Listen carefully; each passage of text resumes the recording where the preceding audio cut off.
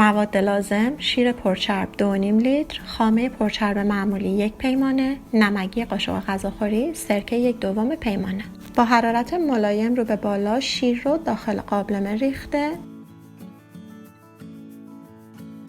خامه رو به شیر اضافه کنید. نمک رو اضافه کنید، مواد رو مقداری هم بزنید و اجازه بدید که شیر شروع به جوشیدن بکنه. تا زمانی که شیر می جوشه هر چند وقت یک بار شیر رو هم بزنید تا اکسیژن وارد شیر بشه.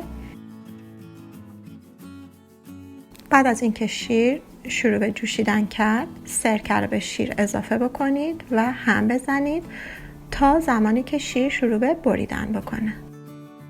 از زمانی که شیر بریده شد حدود 10 دقیقه حرارت رو کمتر بکنید و اجازه بدید روی حرارت شیر مقداری جوش بزنه.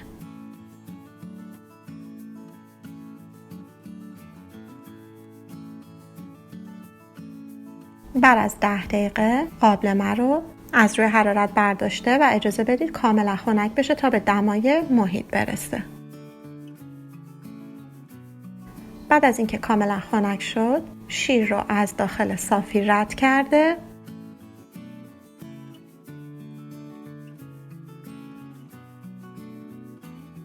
صافی رو به ظرف دیگه منتقل بکنید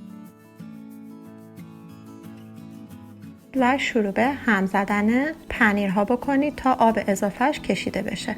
هرچقدر بیشتر آب اضافهش کشیده بشه پنیرمون لطیفتر میشه. در این مرحله میتونید پنیرتون رو مزه کنید. اگر نیاز داشت میتونید بیشتر نمک بزنید. آب اضافه ای رو که از گرفتن پنیر مونده میتونید در سوپ، خورش و یا درست کردن نون ازش استفاده بکنید. در این مرحله شما هم این پنیر رو میتونید داخل کیسه پنیرگیری بریزید و یه شیء سنگین روش قرار بدین تا پنیرتون کاملا منسجم بشه، یا میتونید پنیر رو به همین شکلی که هستش در یخچال نگهداری کنید و استفاده کنید. من پنیر رو به این شکل دوست دارم. فوق العاده این پنیر لطیف و خوشمزه هستش و از خوردنش سیر نمیشین. تا 1 هفته میتونید این پنیر رو در یخچال نگه دارید.